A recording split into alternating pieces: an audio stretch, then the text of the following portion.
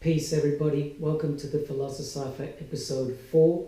Today we will be discussing 3 basic call-out tactics. Let's jump in this cipher.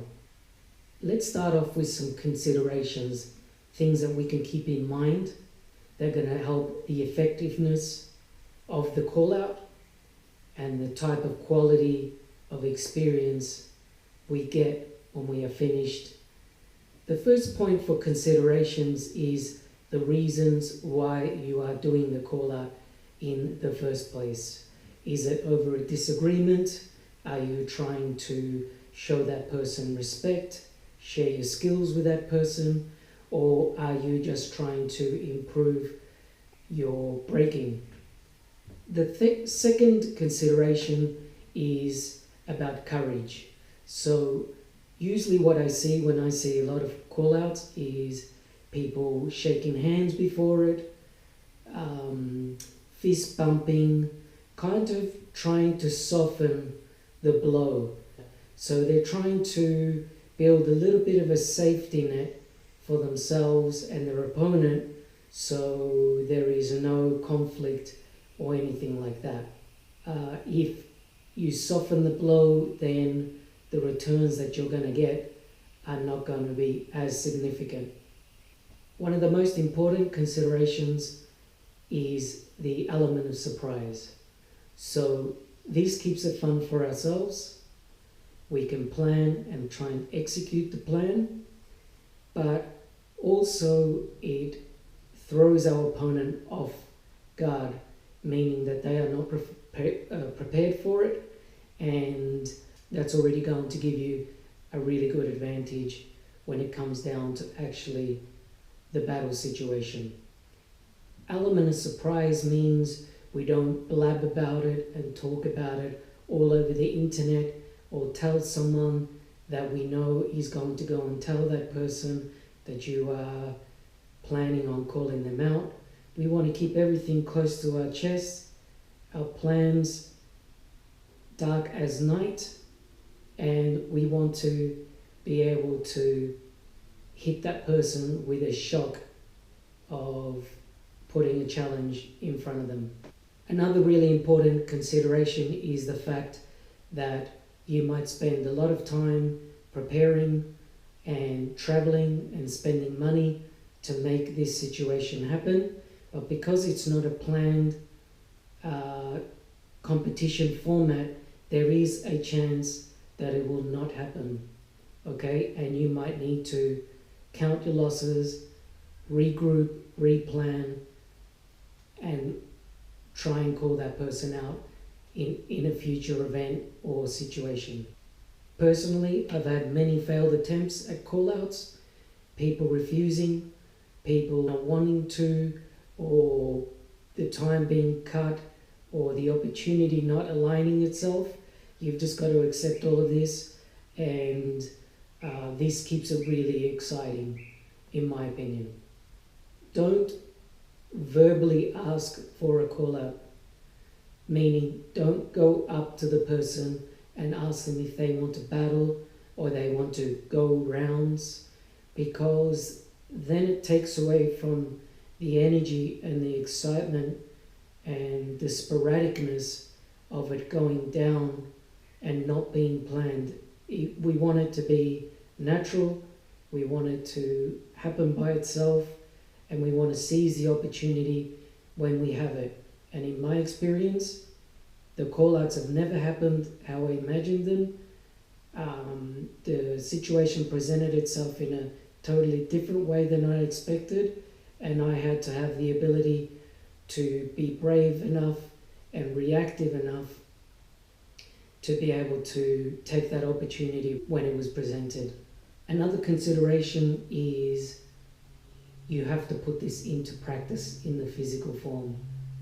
So you want to be consistent with it. You want to practice these 3 tactics by yourself in your practice, come up with new ones, and then go out into the field and experiment with them. The field being the cipher. Another consideration is being mindful of the energy that you are giving out to your opponent, especially when you initiate the call out. If you come off disrespectful, the person might not accept the call out. They might say no to you, refuse. I've done this personally in the past. So whatever you're giving out is going to be coming back to you tenfold. Now, if you approach it really soft and friendly, buddy, then you're going to get that in return, which isn't really going to challenge you or put you at a heightened state of alertness and awareness.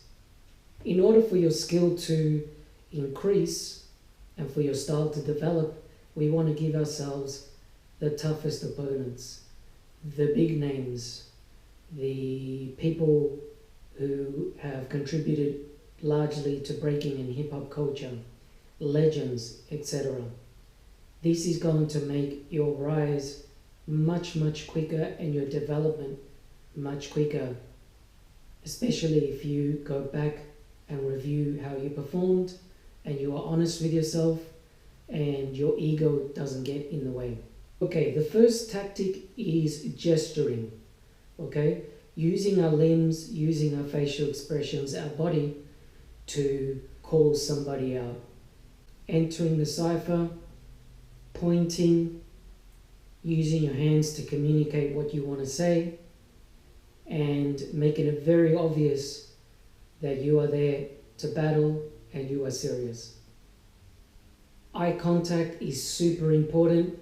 Keeping your head up, keeping your frame nice and strong and straight, because you're trying to communicate this to your opponent.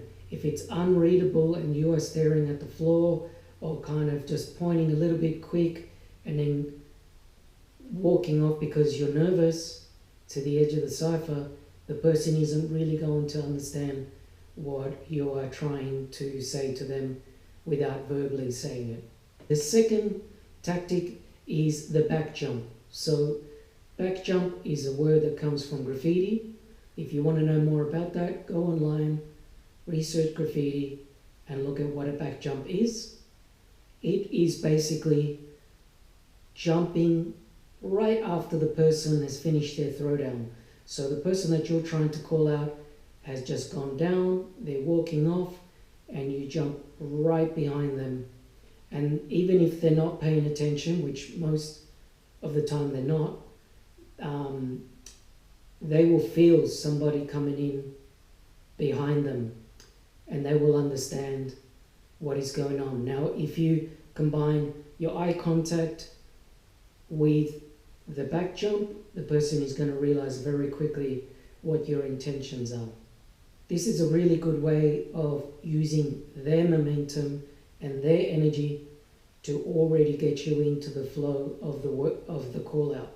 So we're not starting from zero with kind of a slow round to begin with and then we're building up. We're already taking that person's momentum, and because they have already thrown down, possibly unaware that someone was going to call them out, you already have an advantage because they're most likely going to already be painting really hard, trying to recover, and maybe already panicking in the mind.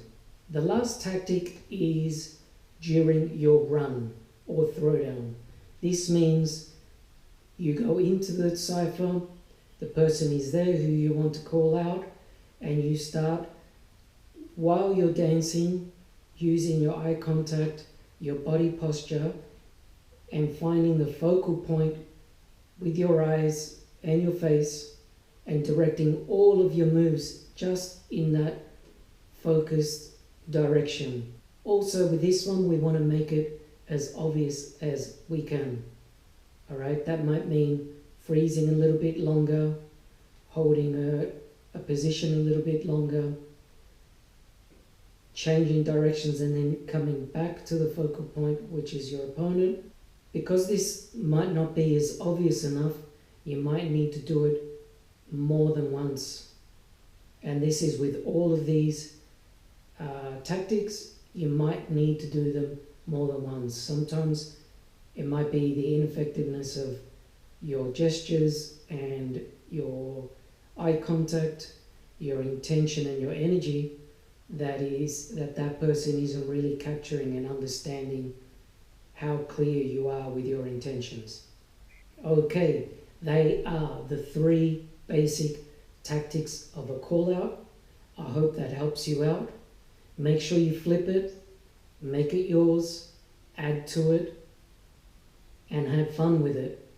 I'll catch you on the next episode. Peace.